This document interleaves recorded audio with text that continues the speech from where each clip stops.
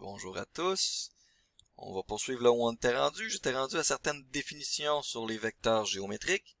Donc on a vu que si on place une petite flèche au-dessus d'une lettre, ça devient un vecteur, ou au-dessus de deux points. Aussi, ça veut tout simplement dire qu'on rejoint ces deux coordonnées-là, dans le plan cartésien par exemple, et par un segment, et qu'on met un bout de flèche là-dessus, puis que ça devient un vecteur à ce moment-là.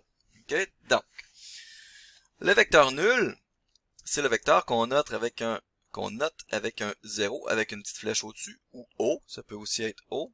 J'ai utilisé la lettre O en fait ici. Avec une petite flèche au-dessus, ça veut tout simplement dire que c'est le vecteur pour lequel l'origine et l'extrémité coïncident. Ça veut dire quoi? Ça veut dire qu'on n'en a pas de vecteur. On n'a aucune longueur à ce moment-là. OK? C'est peut-être pas très intéressant, penserez-vous, mais ça équivaut au nombre 0 dans les nombres entiers ou dans les nombres réels, ok? Donc le 0, oui, c'est une quantité nulle, elle sert-tu à rien? Non, il y a beaucoup de propriétés sur ce nombre 0-là. Même chose pour le vecteur nul. Le vecteur nul, il y a des propriétés aussi là-dessus. Okay? Un vecteur dont la norme est égale à 1 est appelé un vecteur unitaire. Donc si la longueur de votre flèche c'est 1, on appelle ça un vecteur unitaire. On va utiliser ça aussi éventuellement. Deux vecteurs sont dits parallèles, donc le vecteur U est parallèle au vecteur V. S'ils ont la même direction, ils peuvent être de sens opposé. Okay? Par exemple, si je fais, j'ai-tu de la place ici? Oui. Ce vecteur-là et ce vecteur-là sont parallèles puisqu'ils sont dans la même direction. Lui va dans ce sens-là, lui va dans ce sens-là. Ils n'ont pas la même longueur, mais ils sont parallèles quand même. Évidemment, il faut que l'angle là, avec l'axe des X soit le même pour les deux, là, ici et là, bien entendu. On va supposer que c'est le cas dans mon dessin. Ça, c'est deux vecteurs qui sont parallèles. De plus, on dit que ces deux vecteurs-là sont équivalents ou égaux. Habituellement, je dis égaux, s'ils ont aussi la même longueur et le même sens. Donc ici, ils sont pas équivalents, ils sont pas égaux, okay, ils sont tout simplement parallèles. Pour être égaux, il faut qu'ils aient non seulement la même direction, mais le même sens et la même longueur. Okay, ça fait quand même assez de sens, là, de dire que deux choses sont égales si tous les paramètres nécessaires pour les décrire sont pareils. Okay? Même direction, même sens et même longueur. Deux vecteurs sont opposés. Si les deux vecteurs ont la même direction, la même norme, mais sont de sens contraire, donc ces deux vecteurs-là sont équivalents. Si j'inverse une des deux flèches, donc supposons qu'ici c'est plus le bout de la flèche, c'est rendu ça. Ça, c'est deux vecteurs qui sont opposés. Ça, c'est le vecteur opposé à lui. Ça, c'est le vecteur opposé à lui, bien entendu aussi. Donc si on avait le point A et le point B, ici on aurait toujours le point A et le point B. Donc vous voyez que tout ce qu'on a à faire pour dire qu'un vecteur est opposé à l'autre, okay, c'est de dire qu'on permute les deux points, ok, et on met un symbole négatif pour dire que c'est l'opposé. Ok, quand on veut faire l'opposé d'un vecteur, on met un petit symbole moins devant. Donc de mettre un moins devant, ça équivaut à permuter l'origine et l'extrémité d'un vecteur. Okay? Donc si on prend le vecteur AB, il est l'opposé du vecteur BA. On peut donc dire que AB est égal à moins BA, puisque moins BA, c'est le vecteur pour lequel on permute l'origine et l'extrémité. C'est ce qui est écrit ici aussi. Donc deux vecteurs sont opposés. Donc, on écrit moins AB à ce moment-là. Si les deux vecteurs ont la même direction, la même norme, mais sont de sens opposé. Donc le vecteur AB est égal à moins BA, c'est-à-dire l'opposé du vecteur BA. AB plus BA égale le vecteur nul. On n'a pas défini ce que c'était que la somme de deux vecteurs, mais quand même ça fonctionne. Donc vous voyez que si je prends ce vecteur-là et qu'ensuite ce vecteur-là, ça va me donner un vecteur nul. Pensez-y bien. Si je te dis je vais à 20 km/h, ou plutôt je suis dans un autobus qui va à une vitesse de 2 km/h dans une certaine direction et moi je marche dans la direction inverse dans l'autobus à la même vitesse 2 km/h. Donc par rapport au sol, j'ai une vitesse nulle par rapport au sol. Okay? Donc ça serait la somme de vecteurs. Pensez-y bien lorsqu'on va définir ça. Donc si j'applique par exemple je pourrais appliquer sur ma souris une certaine force, un certain newton vers cette direction-là. Si j'applique exactement la même force, c'est-à-dire la même norme de vecteur, dans la même direction de vecteur, mais dans le sens opposé, ben ma souris bouge plus. Ça veut dire qu'il n'y a aucune force appliquée. La force qui est appliquée dessus, c'est le vecteur nul. Là, toute l'utilité du vecteur nul.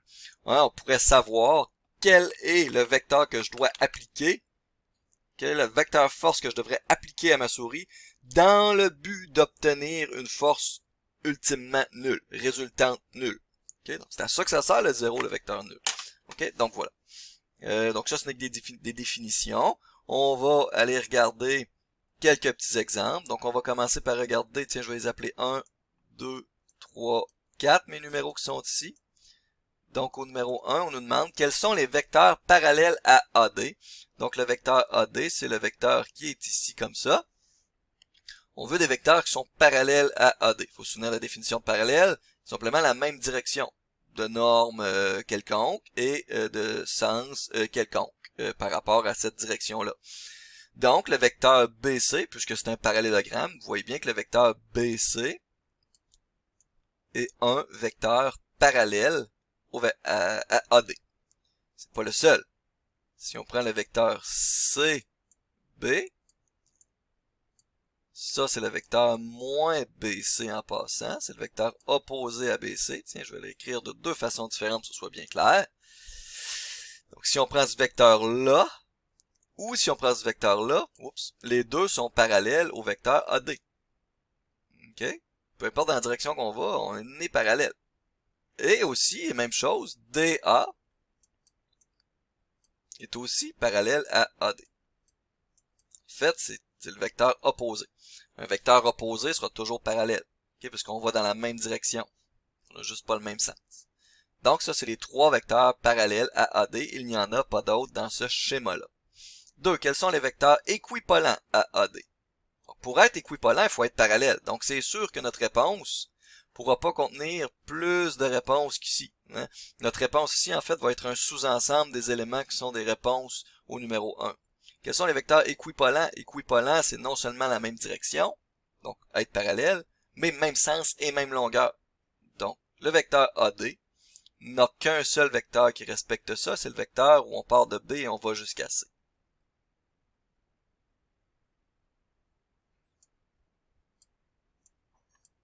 BC. C'est le seul. 3. Vecteur opposé au vecteur AB. Donc, vecteur opposé, je pourrais écrire moins AB. Ça, c'est ce qu'on appelle le vecteur opposé à AB. Égal. Puis là, ben, je pourrais dire, ça veut dire égal ou est équivalent à au vecteur. Donc, les vecteurs opposés à AB. AB, c'est ce vecteur-ci. Donc, nous, on veut avoir la même longueur, la même direction, mais le sens inverse. Donc, vous voyez bien que BA en est un. Donc, ce sera toujours le cas. Un vecteur opposé, vous avez juste à permuter le point d'origine et le point d'extrémité. Ça va toujours vous donner le vecteur opposé. Est-ce qu'il y en a un autre? Vecteur opposé, bien entendu, le vecteur CD aussi, il est aussi de même longueur que AB, il est aussi de même direction que AB, et il est de sens opposé, donc le vecteur CD. Donc vous voyez que c'est pas parce qu'on n'est pas un par-dessus l'autre qu'on n'a pas le même vecteur. Okay? Peu importe votre vecteur, il est placé où, s'il est de même longueur, de même orientation, de même sens, c'est le même vecteur. Okay? Et au numéro 4, quels sont les vecteurs opposés au vecteur AM? Donc là, on va aller regarder le vecteur AM, c'est le point milieu M, point milieu du parallélogramme. Donc le vecteur AM, on sait tout de suite que si on cherche un vecteur opposé, donc je vais écrire moins AM tout de suite,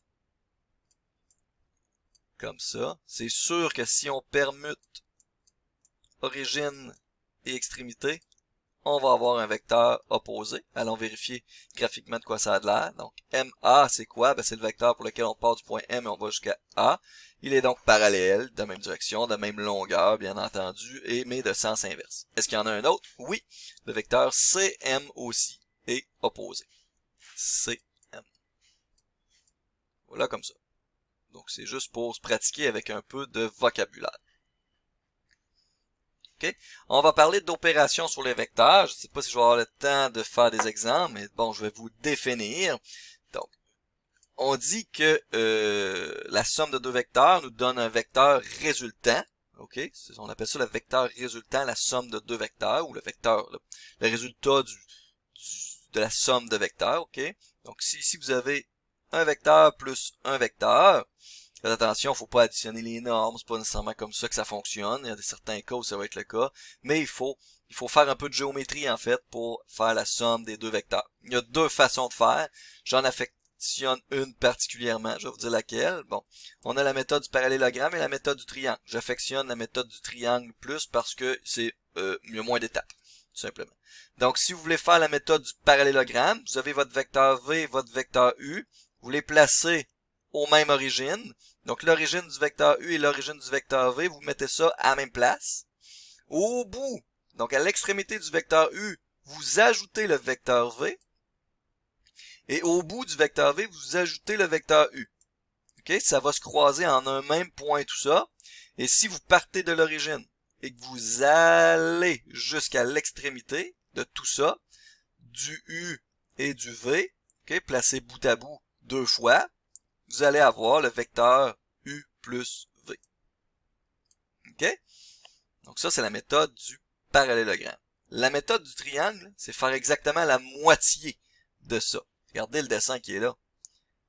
Hein, voyez-vous là la partie qui est ici, c'est tout simplement la partie qui est là. Donc c'est pour ça que je vous dis, j'affectionne particulièrement cette méthode-là.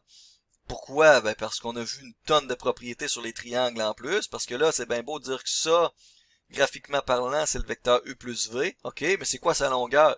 C'est quoi son orientation? C'est quoi son sens? Ça, il va falloir utiliser votre bon vieux chapitre 5 sur la trigonométrie pour faire tout ça. OK? Donc, si on sait la longueur de V, on sait la longueur de U, loi des sines, loi des cos, pour aller calculer la longueur qui est là, etc., etc. OK? Ça, on va faire ça maintes et maintes fois. Donc, la méthode du triangle, beaucoup plus simple à mon avis. Tellement simple qu'on peut quasiment oublier la méthode du parallélogramme à mon avis, mais bon, je l'ai mentionné pareil.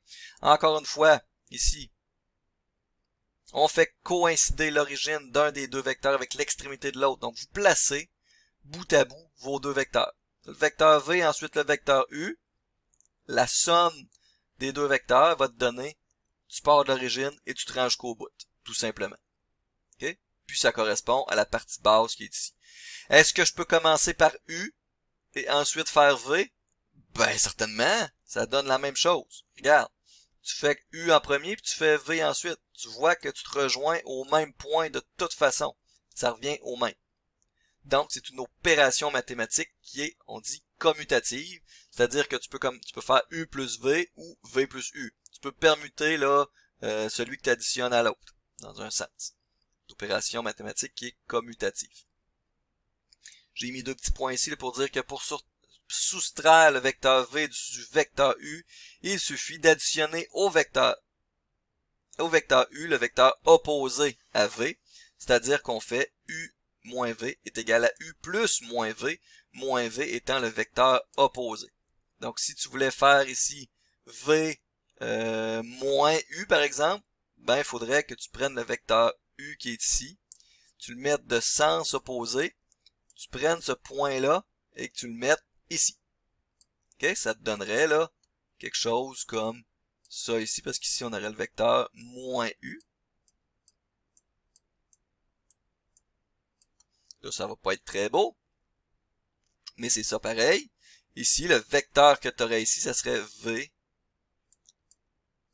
moins U. OK? Donc, pour soustraire deux vecteurs, tu additionnes le vecteur opposé.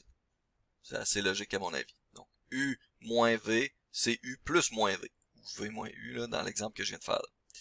Essayez donc, tiens, de faire les exemples qui sont proposés par la suite. Là, ça descend pas dans mon PDF. Je sais pas pourquoi. De toute façon, il reste 10 secondes. Je me semble que c'est des exercices qu'il y a après. Donc, tiens, essayez de faire U plus V ici avec la méthode de votre choix. Ou avec les deux, si vous voulez. Essayez de trouver le vecteur résultant. Ça sera quoi? Je vais le faire dans la prochaine vidéo, moi.